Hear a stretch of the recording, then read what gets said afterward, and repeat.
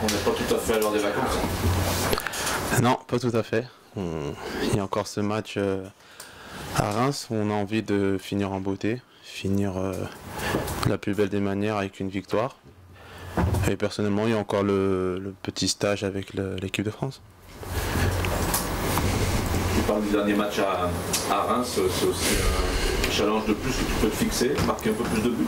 Oui, c'est comme à chaque match, j'ai envie de marquer des buts, j'ai envie d'aider l'équipe à gagner, à repartir avec les 3 points. Donc on s'est préparé cette semaine et on a tous envie de bien finir. Oui, ton discours, tu vas jouer, parce qu'on aurait pu dire que tu devais faire attention par rapport au fait qu'après tu allais en équipe de France et qu'il n'y a pas un gros enjeu, en tout cas collectif.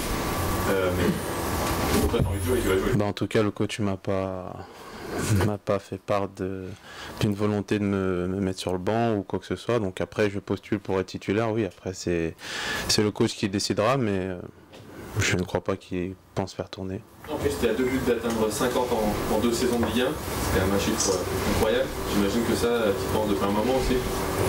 Pas depuis un moment, mais c'est vrai que après mon triplé de ce week-end, on se rapproche de cet objectif et ça peut être une belle manière de finir cette saison. Est-ce que tu sens une décompression dans le groupe après les émotions de la semaine dernière, le challenge réussi à remonter de la 2e place?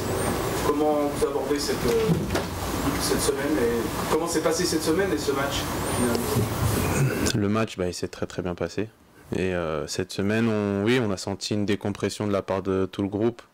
On a atteint nos objectifs, on vient de très loin et c'est pour ça aussi qu'on a envie de très bien finir cette 2e partie de saison avec une victoire. C'est facile de se remobiliser? C'est facile, c'est pas difficile en tout cas. En tout cas, on est tous concentrés, on sait qu'on veut bien finir, chacun a ses objectifs, on n'a pas envie de partir en vacances blessés non plus, donc on s'est bien préparé cette semaine. On parle un petit peu de la soirée d'hier, Alex, comment tu l'as vécu, qu'est-ce que tu as ressenti? Quand même content de faire partie de cette liste des réservistes.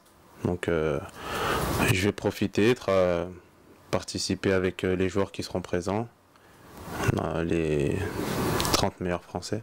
C'est la 3e fois que tu es réserviste et le sélectionneur t'a interrogé avant pour savoir si tu étais prêt à tenir ce rôle une 2e fois. C'est un rôle quand même. Non, il n'y a pas eu d'entretien avec le sélectionneur. C'est comme une déception forcément de pas dans le 23. Oui, mais après on peut pas tout avoir entre guillemets. Je suis déjà content de faire partie des 30. Maintenant, on verra ce que l'avenir nous réserve. J'imagine que c'est quand même un rôle grave qui se prend ou c'est quand même la satisfaction d'être dans les 30 meilleurs Français? Non, on va prendre le bon côté des choses, c'est une satisfaction. Je vais profiter et après on verra si je vais partir en vacances et supporter les Bleus derrière la télé, ou si je vais intégrer le groupe. On a l'impression que tu n'avais pas un grand espoir, ou en tout cas tu avais senti qu'il y avait très peu de chances que tu sois dans les 23. Est-ce qu'on se trompe Il y avait toujours un petit espoir, mais après le rassemblement du mois de mars où tout s'était très bien passé pour l'équipe de France, c'était assez difficile d'intégrer le groupe. Et finalement, tu dis que tu, entre guillemets, reviens de loin en étant dans les réservistes. Tu abordes ça un petit peu comme ça? Je me suis pas posé la question, je me suis juste dit de profiter du moment qui se présente et on verra là-bas. Comment tu vas traverser cette période-là? Quel état d'esprit tu vas être pendant ces quelques jours en réserve? Je vais profiter et continuer à apprendre aux côtés de grands joueurs. Donc on va, avec Sam qui découvrira aussi le groupe bleu, on va profiter de l'expérience. Il y a peu de joueurs de Ligue 1 dans cette liste. Est-ce que ça te fait poser des questions? À moi non.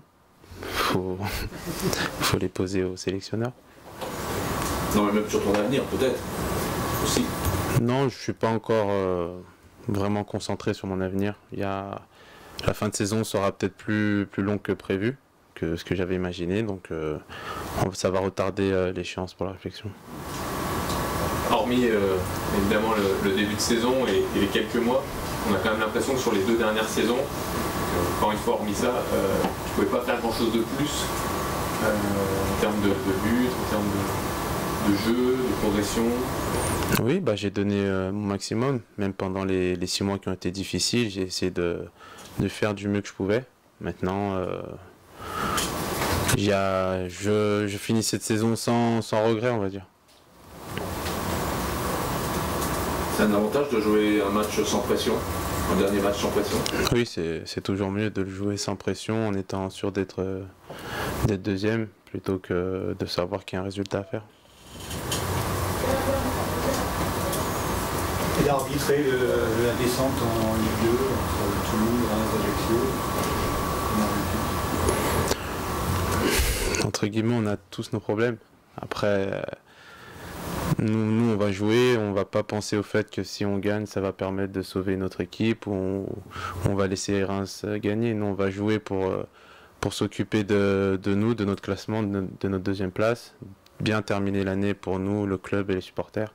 Après, malheureusement, il y a toujours des équipes qui descendent, donc si c'est Reims, c'est dommage pour eux, mais j'y suis pour rien. Aujourd'hui, Zlatan a annoncé qu'il partait du PSG. Ce sera la dernière fois qu'on va se parler de Zlatan en presse en France.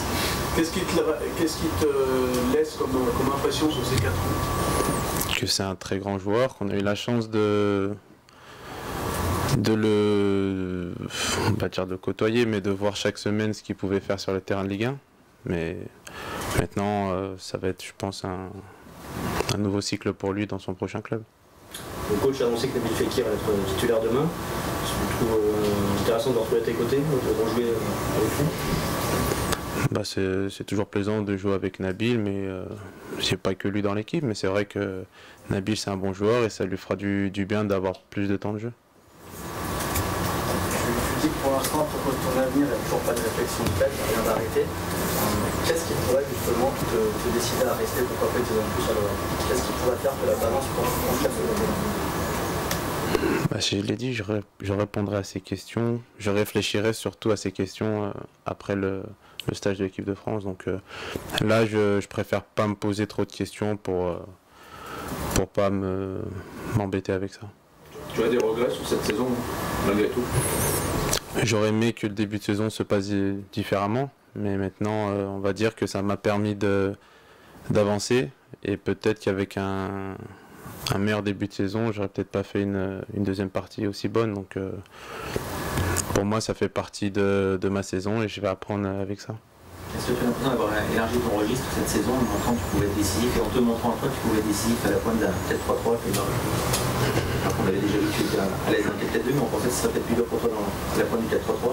Oui, puis je pense que j'ai pu prouver à quasi toutes les personnes qui doutaient de moi à ce poste que je pouvais répondre aux attentes d'un avançant en 4-3-3. Toi y compris, parce que toi aussi tu doutais sur ta capacité à... Je doutais peut-être moins que toutes ces personnes-là. Je me sentais capable. Après, il faut toujours être bien entouré. En cette deuxième partie de saison, j'étais très bien entouré, mais ça a été plus facile pour moi avec mes coéquipiers. Comment tu classerais cette deuxième partie de saison que tu as fait par rapport à ce que tu as fait l'année dernière? Est-ce que tu trouves que c'était encore plus fort l'année dernière, ou est-ce que tu trouves que là, comme tu étais plus attendu, c'était plus difficile cette année, et que tu es plus content de toi sur cette deuxième partie de saison-là, ou ce que tu as fait l'année dernière? C'est différent. C'est différent parce que l'an passé, on nous attendait peut-être pas à ce niveau-là. Et on m'a souvent mis en avant, alors que, surtout que c'était un travail d'équipe, que vraiment j'étais vraiment l'aboutissement de tout le collectif. Et cette saison, c'était plus difficile, mais au niveau du jeu, je pense qu'on était peut-être équivalents, donc c'est partagé. Un mot sur ton entraîneur, enfin depuis le mois de décembre, Bruno Genesio. Qu'est-ce qui t'a apporté? Est-ce que c'est un des meilleurs coachs que tu as eu jusque-là? Tout a bien marché avec lui. Oui, parce qu'avec le coach, on se connaît depuis peut-être 6-7 ans. Il me connaît parfaitement, il sait comment me gérer. Mais surtout, il m'a apporté sa confiance et m'a redonné confiance en moi. Et il a toujours été derrière moi, même quand je marquais pas ou que ça a été plus compliqué par moment. Mais sinon, oui, il rentre dans les coachs que j'aime beaucoup. Ok. Allez. Merci.